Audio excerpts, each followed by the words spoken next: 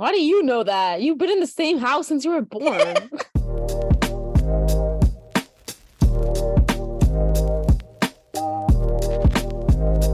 Hey guys, welcome back to Filtered. I'm Rebecca. I'm Hannah. I'm Celine. I'm Benita. And I'm Sharon.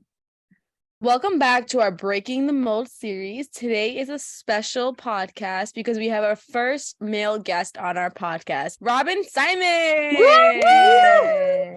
What's up? I'm honored to be here. I think I want to give a shout out to all the guys. We're breaking the mold here. This is awesome. I have to say a special thank you because I was filtered out of all the fellas out there to be here. You see what I did there? Oh, to be here with good, these good. beautiful women of God here. So it's a privilege. I appreciate you guys. Well, thank you for being here today. If you guys don't know who this is, he's a real estate agent, so go hire him. He sells houses and helps Hire him. Or what is that called? Whatever, just call me. That's it. Call him. He'll do the rest. Call him, reach him if you want to be him. Go DM him. He's a former employee of Bloomberg. Ooh. He's a former member of NDIA. There's a correction there. You don't ever become a former member. Oh, sorry. You are a member. That's Correction. it, for life. Wait a second. Does What? that mean there's still hope? You never know. I actually want to know how many of our listeners even remember what NDIA is. Is that a smack in the face? No. Because I felt that. Do you want to explain what those NDIA mean? New Deliverance in America. That's what it Wow. is. You know, I just found that out like last No week. way. I thought it was just India. India with the app. I know. Same, that's what I know. thought. So it looks like you drop the I and you just have the India. I just found this out last week, actually. I'm not gonna lie to you. Wow. You think people know you, and clearly they don't know you. I also just have to say 3 out of the 5 girls are first cousins with Robichat. So this is really embarrassing for them. Goes to show, right? Goes Excuse to me? show. I know every lyric of every song on the No, NDIA she doesn't. album. That's also a lie because I had to correct her. Anyways, Shay, you forgot the most important one. Oh, sorry. He's also a minister of the Lord. For the Lord. Yes. So today we have him on because we wanted to educate ourselves and educate you guys on what real estate means, how to even get into that process. Because I feel like a lot of times, especially women in the brown community, we are not educated in that whole department. And like you get married and you have to buy a house and you're just like, huh? So before we fully start, do you want to tell us about yourself? Like, where did you see yourself when you were getting out of high school and going into college? Oh man. Yeah, go back couple of. Wow. Okay. I know where you're going. I know where you're going with that. Okay. Don't start with me.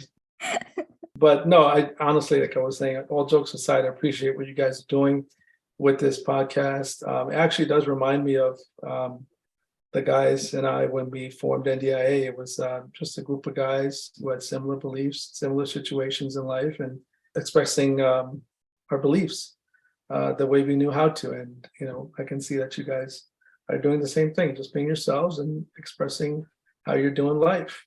We just happen to do it with some music and some different cultural norms. But that's, I just wanted to say, I commend you guys for doing what you're doing, and your honesty and your transparency.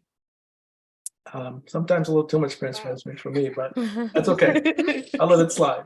So let me think. When I was coming out of high school, so to be honest, I don't think I was seeing myself properly at the time.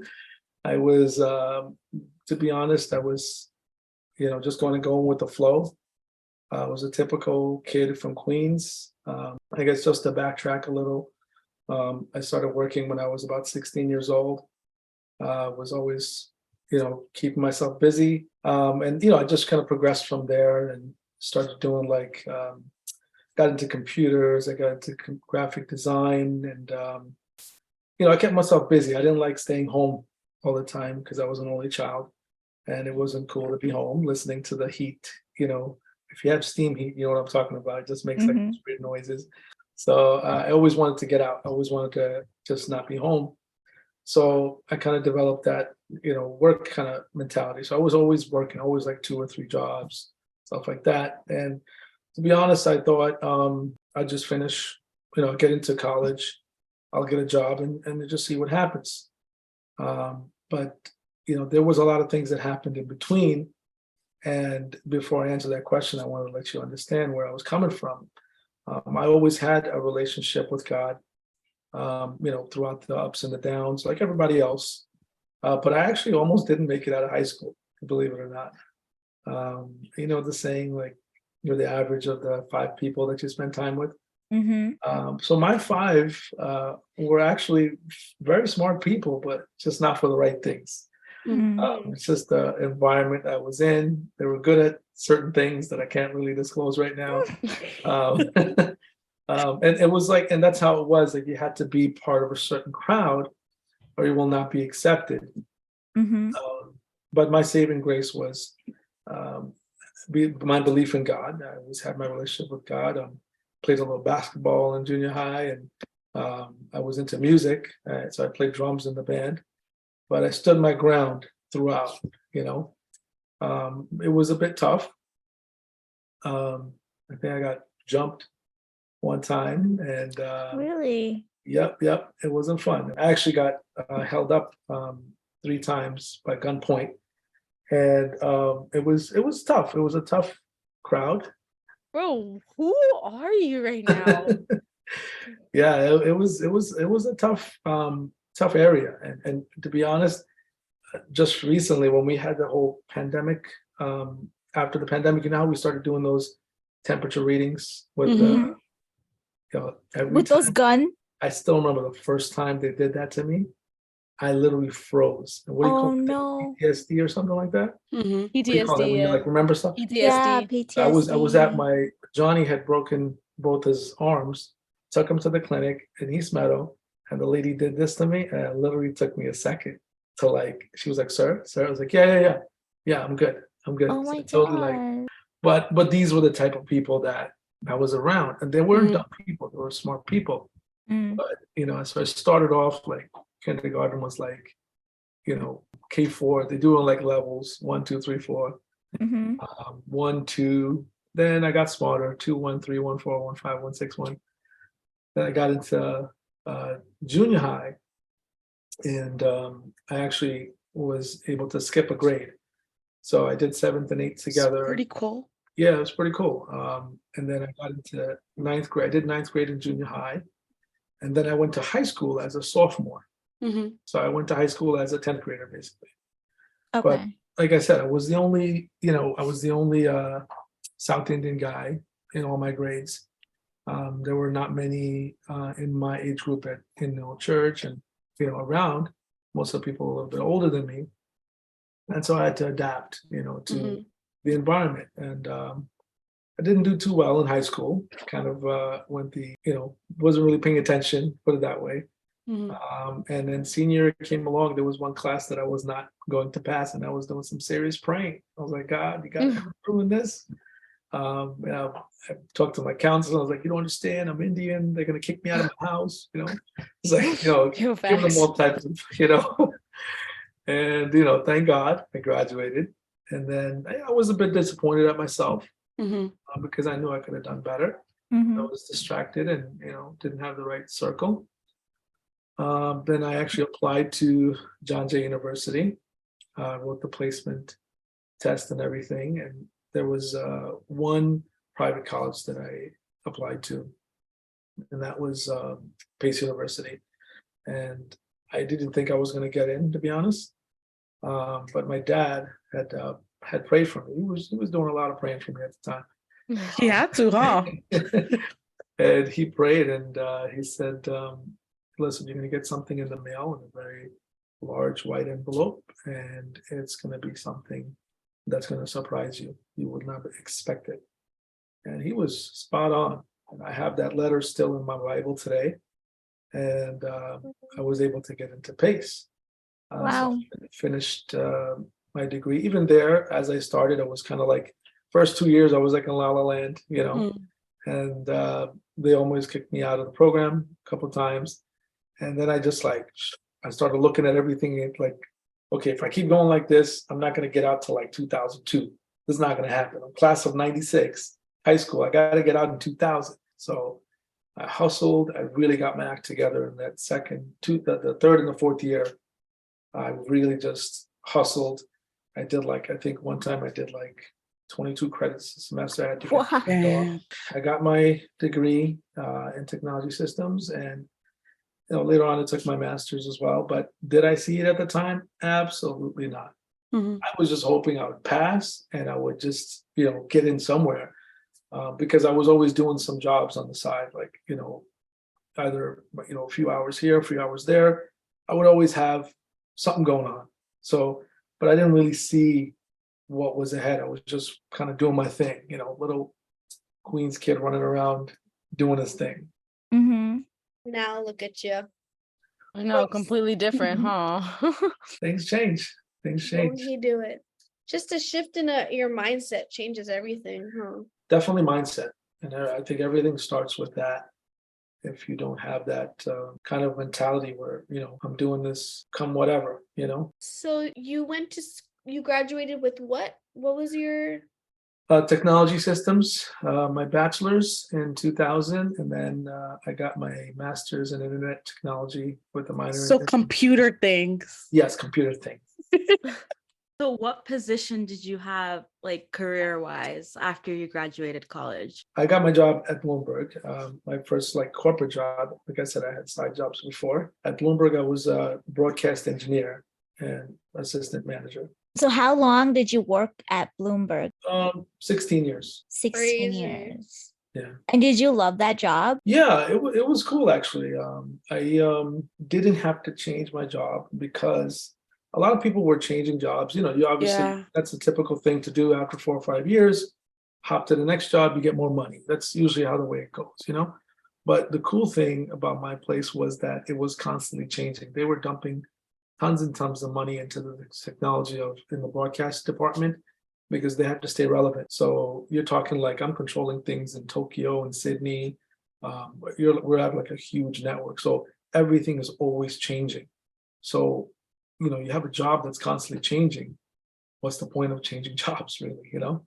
So that's kind of why I stuck around, and I liked it. I enjoyed it. It was like not constantly sitting in front of a computer. I had to go, and sometimes I would find myself under the set in the middle of a commercial. I had to stay in under the desk that you see, the news desk. I got stuck under there one time, waiting for the commercial to come up. Like it's very exhilarating feeling. It's like we're going live. We got to get this fixed.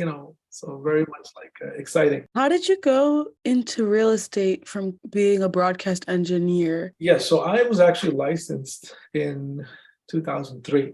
For real estate? Yeah. Yeah, he was doing it. Yeah, I was Oh, doing I it didn't know before. I that. was doing it on the side, and I enjoyed it. I liked it. I had just bought my house in 2002, and I didn't know what I was doing. Mhm.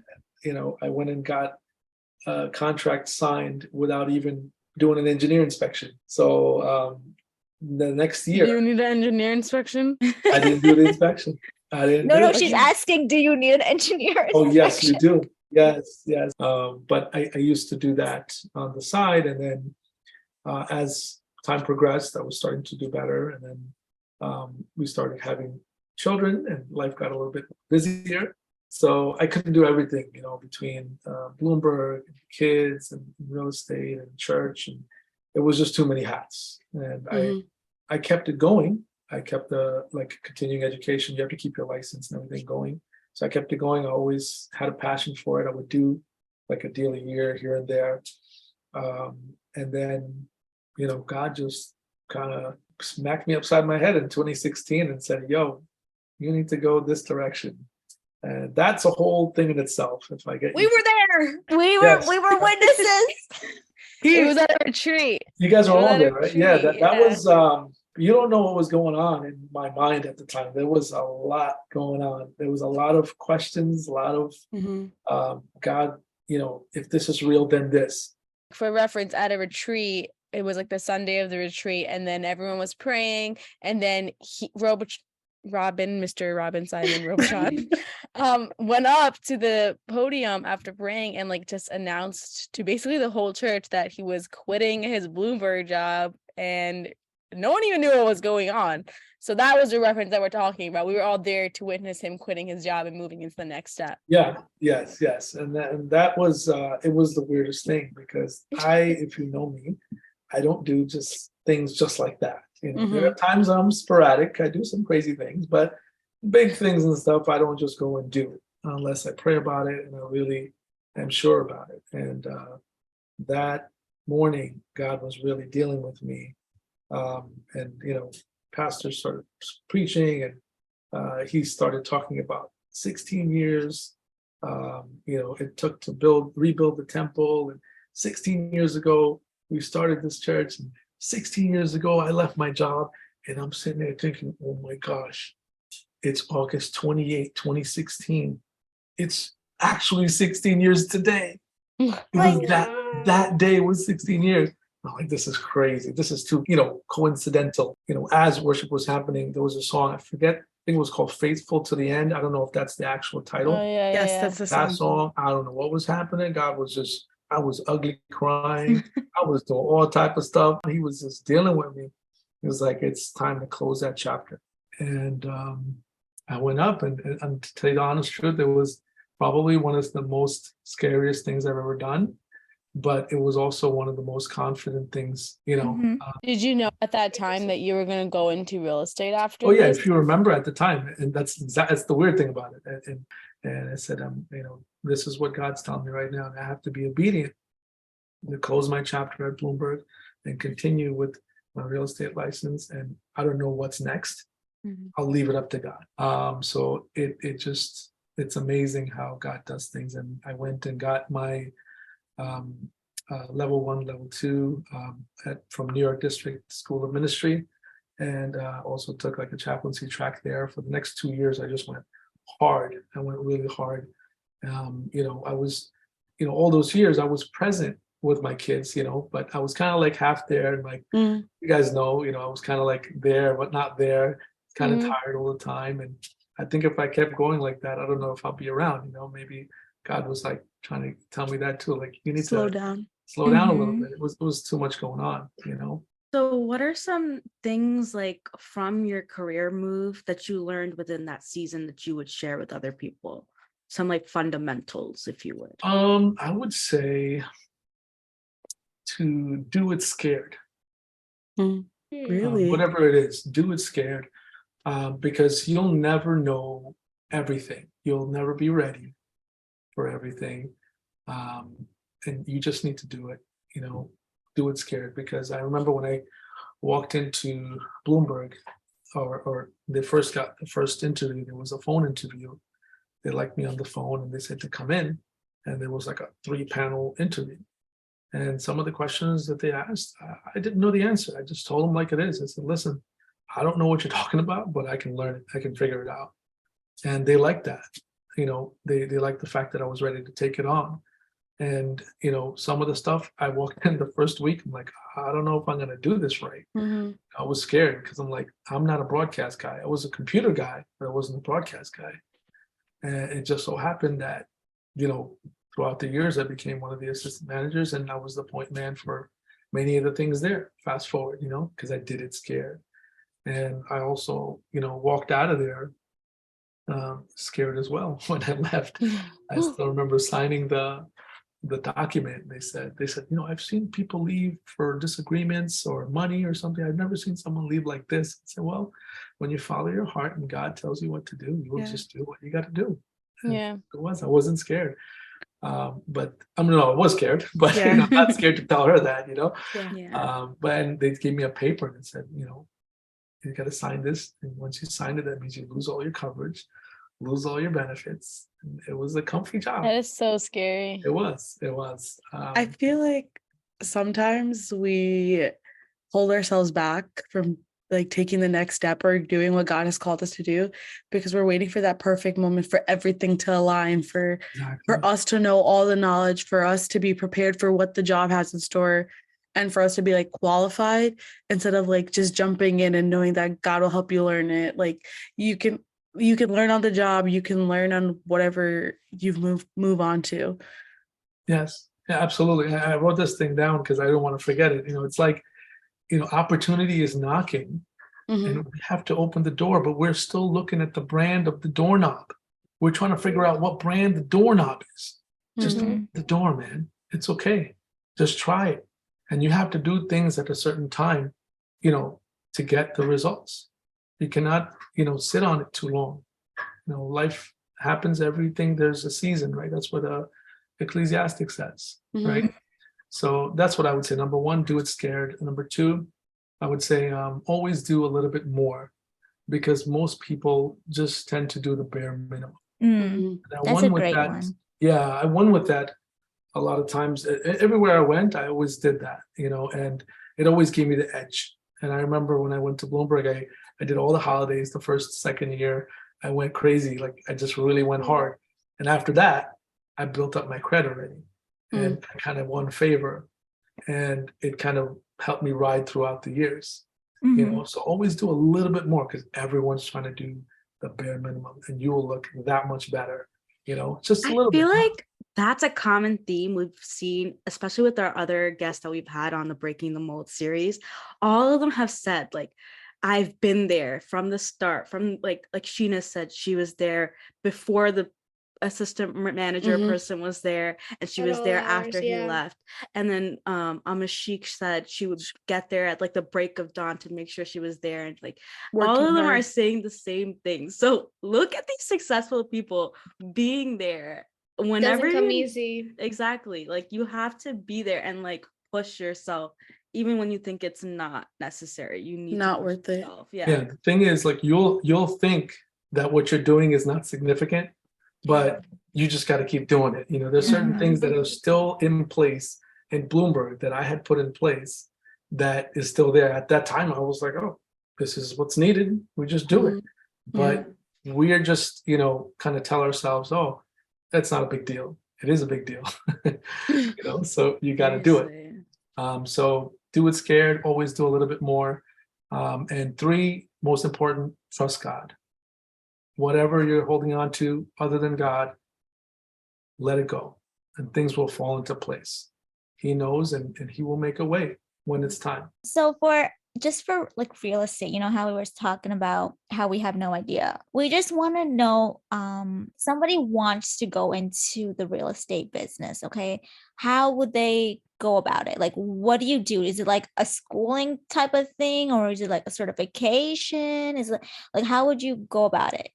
So when I did it back in 2003, I had to take classes. Half of these people weren't even born. I know. We were one. I know. We were all born. So that said, things might have changed a bit. I checked, actually. You have to do a 75-hour course. Okay. That's number one. You have to do a 75-hour course, and then you have to pass the exam. It's a private exam. It's not an online exam. You got to go in and actually do it. And then, and you have to, after that, you pretty much choose an office that you want to put your license up with. Basically, they will be like your hosting branch or your broker. And then you get ready to do a lot of praying, because it's not an easy business. It's like you get paid based on your commission, right? Basically, how many houses you sell is based, like, and you get the commission. Is that how that works? I don't know. Yes, it's basically based on how many units we sell. So basically, for real estate, you have to be good. listen, everything you have to be good, but how good you are, if you're better, then you get paid better. If you're not that great, you might not get paid that well. I just want to say I watched Selling Sunset, so I know about real estate. All right. Oh, good luck with that. Let me know. That is Let me know the how it worst goes. representation of real estate ever. The best real estate show out there. I'm gonna say no Just a comment on drama that. show. I'm saying no comment on that one. Okay. I'm pleading the fifth. If I'm not a real estate agent and I want to buy a house, how do I do that? The first thing is you call me. You got to call me, man. Okay, if we Okay. didn't know you, how do we know who's reputable and like who's actually a good real estate agent that's not trying Yeah, to is like it all word of mouth? Well, that depends. Yeah, I mean, it's always good to get a referral, right? Like somebody who you knew had an experience with someone. That's always a good way to go about things, right? Because at least you have some type of idea who you're walking into. I mean, you can look for reviews online, especially Zillow reviews. They're not doctored. They can't be doctored because they actually review the review before they put it on. If they see like a bunch of reviews coming at the same time, I think Google also does the same thing. So you can check reviews, but I would say word of mouth is better because you have some reference point. And you could go yell at someone if they mess you up. You can always Mhm. get back to them.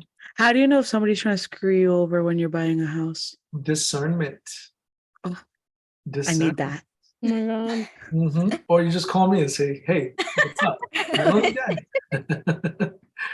But You hear no, that? Everybody go call him when you buy a house. I will say one thing: don't call me after you go find the house and then tell me to help you. Don't do him dirty like that, folks. Don't do him dirty. That's all right. But For when you're buying a house, okay, I'm gonna sound stupid right now because I don't know anything about it, but all I hear is like the season or something. I don't know, like what you know what I'm talking about? Oh, because like the prices of the houses going up and down and up. You mean like it's like a buyer's market and a seller's market? Yeah, they're like, this is the perfect time. And then like later on, it's like, guys, worst time, worst So, time. okay, Like, so- what's happening? What's changing within 2 months? So the general rule is if the rates are going up, the prices What will rates? adjust accordingly. Interest yeah, rates. what are these What are the rates? rates? Interest rates is what the loan company will charge you to borrow a certain amount of money. Okay, so if those rates, it's basically like a seesaw. If interest rates are going up, the prices are going to adjust accordingly.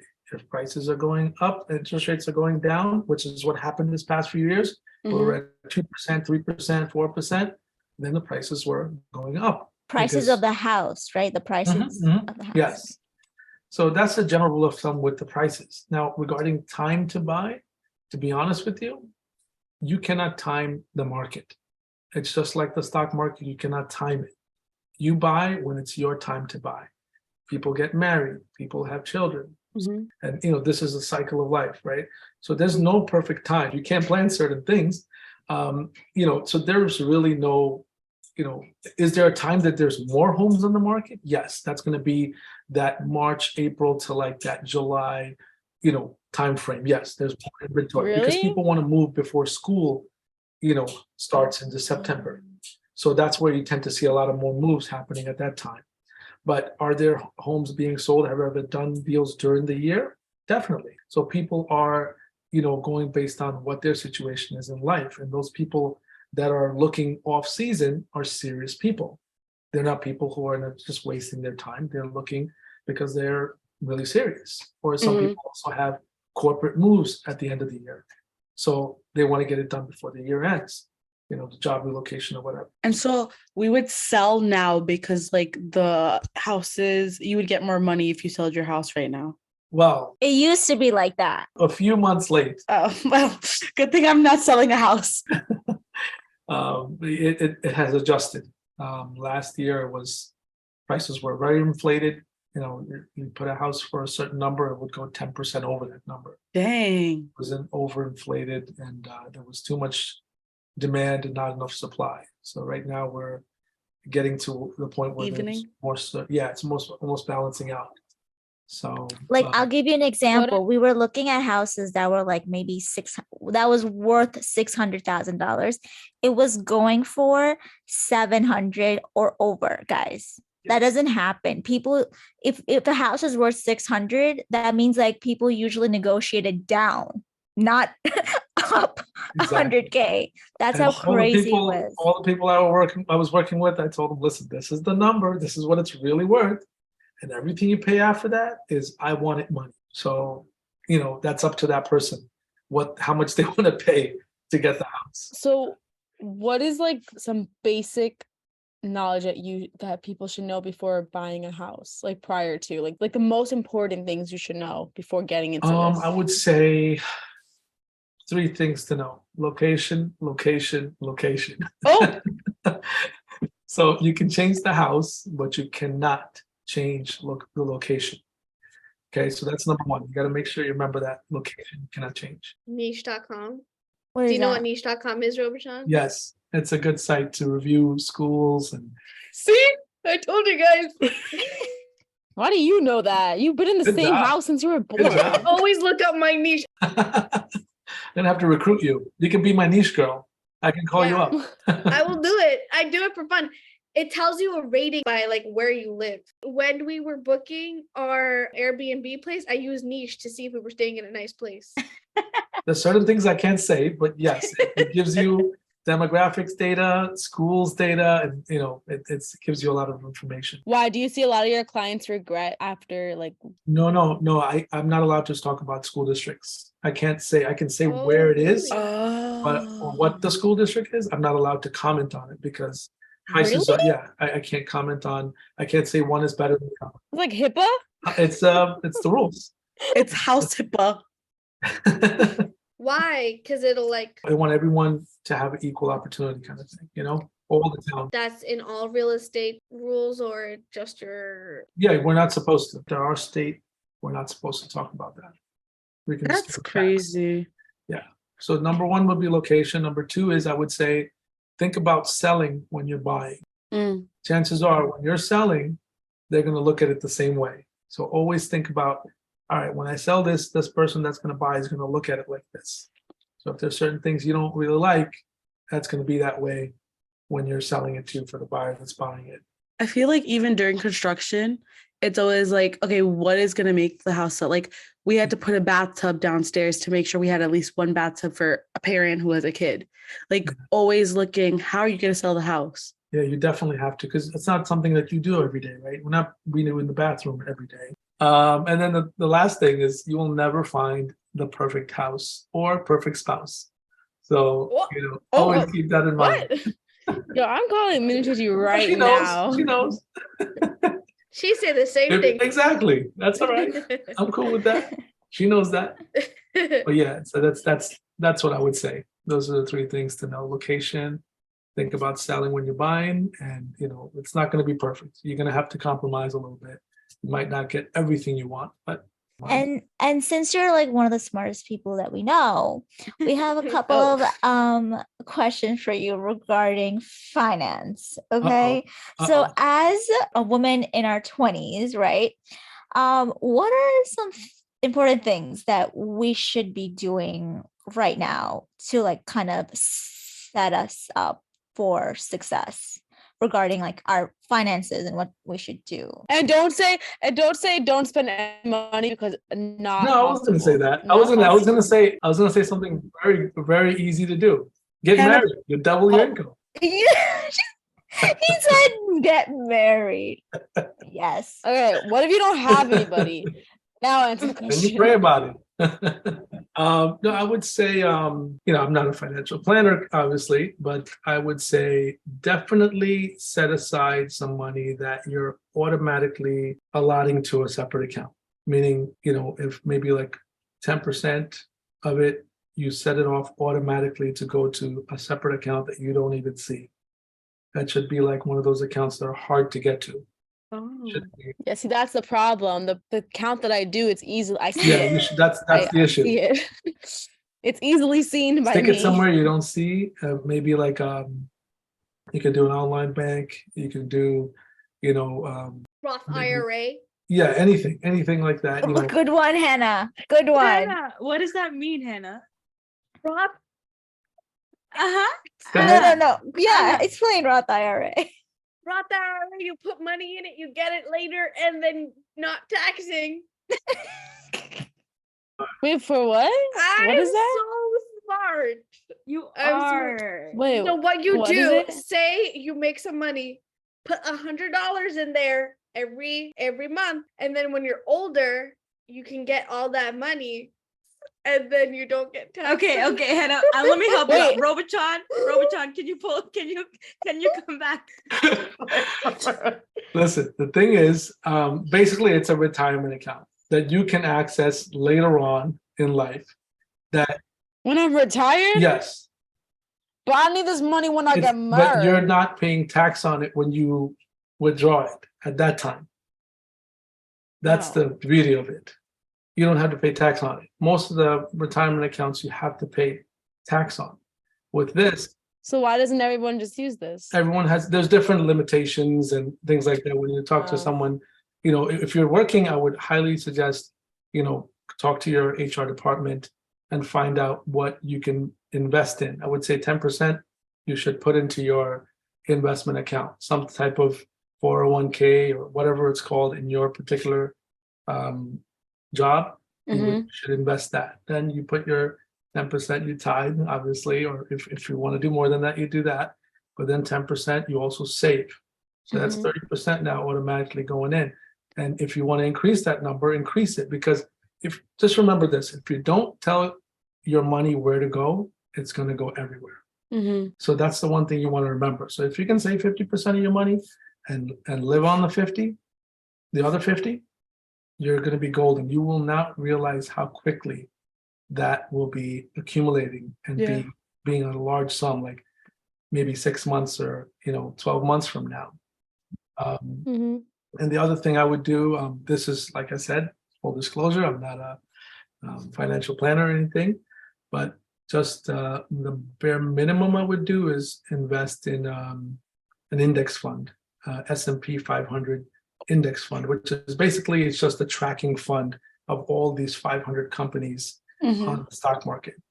So in general, you will get, anywhere from 4 to 6%, sometimes even higher, trending history-wise. Sometimes it does come down, but according to history, you generally will have a good return. It's risky.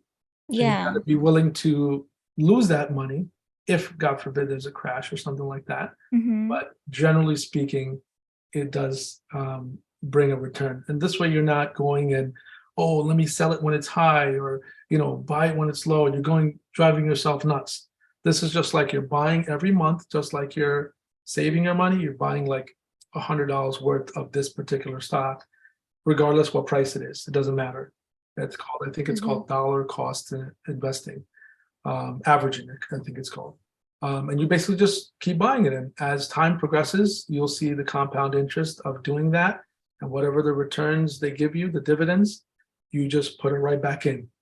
And I did that one time, and I think I gained it was like maybe 6%, 7% of what I put in. That's amazing. Yeah. Vanguard. It's what? That's it. Hannah, stop just screaming That's it. random Vanguard. stuff. Did I tell you this already? Robotron did tell me this because I one time was like, listen, I need to be making more money than I'm making right now. You did. You're listening, huh? They do listen. I'm impressed. Now I can go in peace, knowing that these guys actually listen. Sometimes I wonder, So I just started working for a year and a half now, right? So nobody told me any of these things before, once I graduated my PA school and got my first paycheck. I'm like, what do I do with all this money? I don't know how to navigate this type of life, right? So I've been educating myself about finances for the past year and a half. So what I've learned is, right, they're like, oh, make sure you always, when you're putting your money for savings, make sure you're putting it in a bank where you're getting a higher interest rate. If you just put it at your normal bank and you just put it there, you're not getting any return from that, right? So that's why they say, oh, put it in this the stock market, because even though it's kind of volatile, over time you end up getting more than you put in. Right. Good research. Hey, I could have told you what to do with your first paycheck. Yeah, give it to you. Yeah. No, that's great. That's great advice. Yeah. Robotron's gonna see me when I first start working. He's gonna see me again, knocking on his door. We're like, hi. Okay, to turn it to a little bit of a different note. So when you were getting recognition, when you were part of NDIA, did you ever see that passion project becoming more than just that? Did you ever think that could be your real-time career? And to the most high, most high. Oh boy. I think probably not initially, because it was kind of like a difficult decision for us. as a Malayali, as an Indian. It was interesting. It was because we were kind of going past the typical cultural norms. Mm-hmm. And I remember something my dad said actually. I actually had to approach him because I was like, I want to just let him know because I don't want him to find out later. You know what I mean? Like it was a weird, at that time, it's a very hard thing to do. It's kind of like totally kind of outside our society. And I asked him, I said, listen, I'm making this Christian rap album with a few of my guys. I just wanted you to know. And I said, you're cool with that? I was just kind of seeing what because we don't really talk like that, I kind of get the vibe, it was kind of weird. So he said, listen, if you're doing it for God, then go right ahead. And there was nothing to rethink there because we all had a passion for spreading the gospel and also for music. So it was a perfect combo. And, we were just concerned about the society, Yeah, because rap music is No, like no, yo, no, this that music. is not good music. So yeah, but I did actually see it as something, after we got over that whole hump, we saw it, I'm sure all of us saw it the same way as something that we did to impact our generation. We did 2 albums, we did like an LP, and every time we went somewhere, we would always pray, like, we would make an impact to save at least one soul or, somebody by this music and by this ministry. And sure enough, someone would come up to us after saying that, hey, man, this was, really something that, because the whole thing is, and I used to say this all the time, you strip away all the music, it's really a sermon you're speaking to someone, right? Every song, not just rap, every song, really. It's a 5-minute, 4-minute sermon that you're speaking to someone. And they're listening to you. It just so happened to be that you're doing it in different tunes. You know what I mean? How did you guys know when it was time to step away? So They didn't step away, Rebecca. Members for life. Yeah, I was just gonna get to that. We never stepped away, you know what I'm saying? It's a way of life. Guys, comeback concert 2023. I'm so ready to praise him. No, you know what it was. It's one of those things that that you gotta pass on the torch. You know what I'm saying? Oh, pass the torch where? To you yourself? guys. To us? No, but yeah, I remember even nowadays I watch your concerts on YouTube. It is on YouTube, guys, by the way, if you guys do want to look it up. It's n.d.i.a Right, and then just put PC Mac. No, because guys, there was so many people there and they were just like, oh my gosh. I was No, like, for real, they dang, were bops. to come back. No, I still sing all the songs. Guys, I don't care what anyone said. I feel like NDIA pioneered going outside the mold, because I know a lot of people are doing the whole worship and going outside and which is great, doing their thing, but I feel like you guys really did pioneer, because I don't think anyone before you guys really went out and kind of did that. And the thing is, you guys did it to the extreme. I know. You guys did, and you were like, nah, we're gonna be straight thugs rapping on stage at PC NAC where the uncles and aunties are next door. That's crazy. Yeah, it was not easy. Let me tell you, it was tough. Did you guys get hate at all or no? Oh yeah, plenty. But like I said, there was this one time, and this is what kind of did it. It was many times, but at this particular time really stuck out for all of us. There was one time that someone came up to us after the meeting was over, and she said they were actually about to take their own life. And it turns out that the CD at the time was playing in their car, and that there was a part of the song that played and made her change her decision. I was like, man, if all of this was just for that one moment, yeah, do this all over again.